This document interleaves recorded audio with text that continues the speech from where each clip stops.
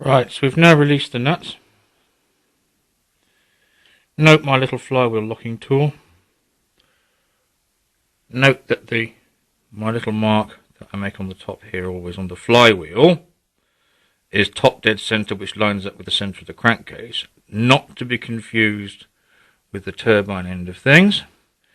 Put a little dot of Tipex or whatever, just so you can line your clutch up again. It's not terribly important, but it doesn't do any harm.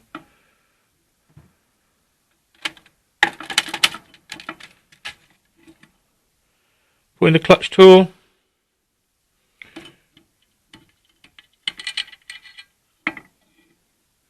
Right, so now we're looking at the inside of the clutch.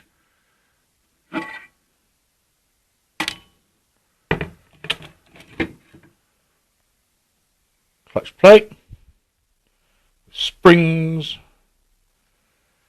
and here is the driven plate.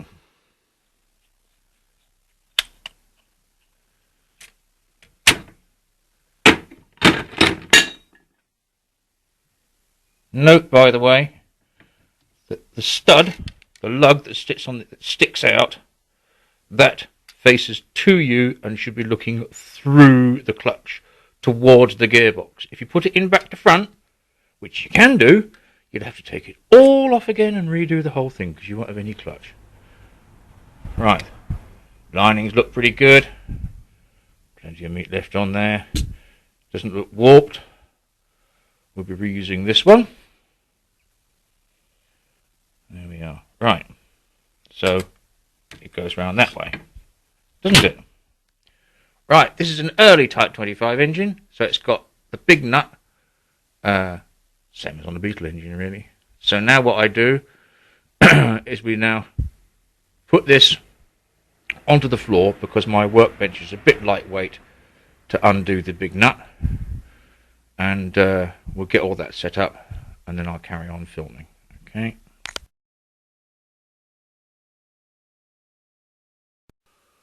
Okay, so now the engine is on the solid concrete floor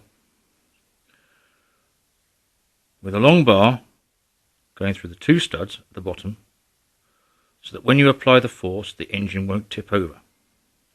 You need a 36mm socket with the extension bar, and then, as Mr. Muir calls it, a cheetah bar, because these are supposed to be torqued down to 150 foot-pounds, which, unless you are very, very rich, you will never be able to afford a torque wrench to that element. So, nice long cheetah bar, at least a metre long, and tighten it up using your body weight. Same thing to undo it. You've got to apply quite a lot of pressure to get it to go, and then once it goes, it comes off nice and easily. Okay.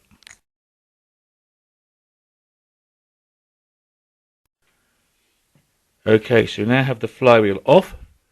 Here is the flywheel oil seal, and there is indeed oil on the bottom, so that's why it's leaked. There's oil down here and all the rest of it and so on.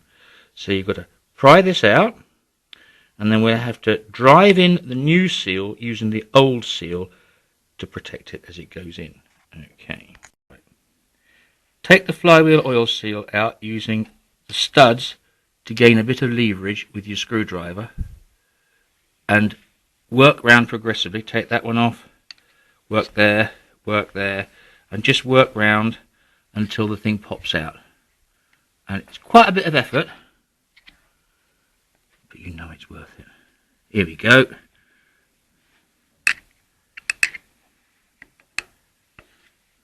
Blimey, working one-handed and the camera in the other.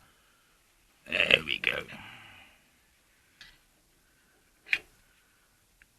Take out the old seal.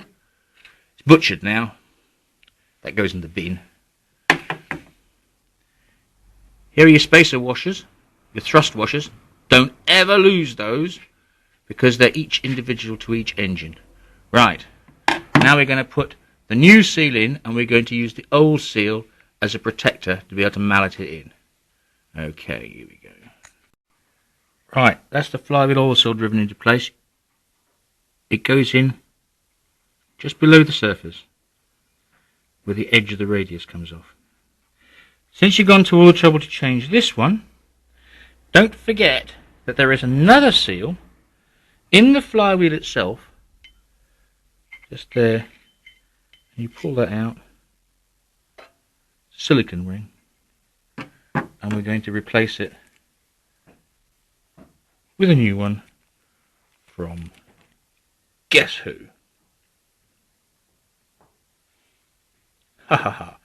Okay, we're going to fit that, and then we're going to put the flywheel back in position, and then we're going to tighten it down.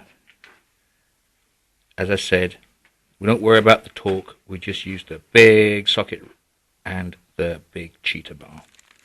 Here we go.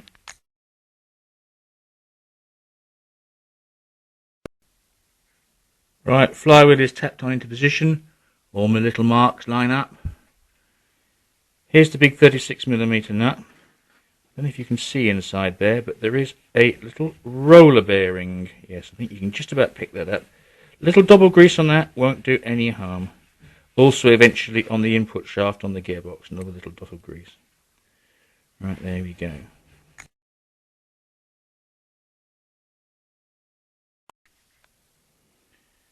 Right, now we put in the clutch back onto the flywheel. Don't forget that the spigot sticks outwards.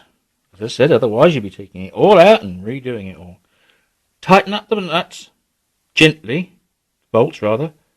1, 2, 3, and then 1, 2, 3. You see? 1, 2, 3, then 1, 2, 3, and then torque them down as per the Haynes. Here's the input shaft that I use to check that the clutch is properly in. It must be able to move in very, very freely, because otherwise you will have a lot of difficulty putting the engine into the vehicle.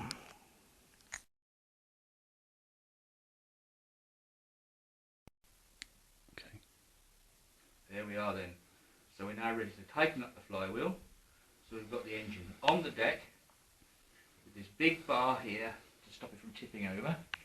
We've got a 36mm socket, and then we've got the cheetah bar to give us the length. And we go down with an initial. That'll do.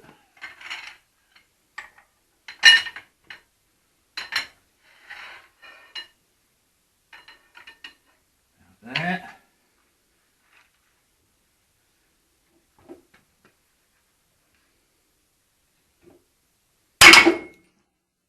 That's it.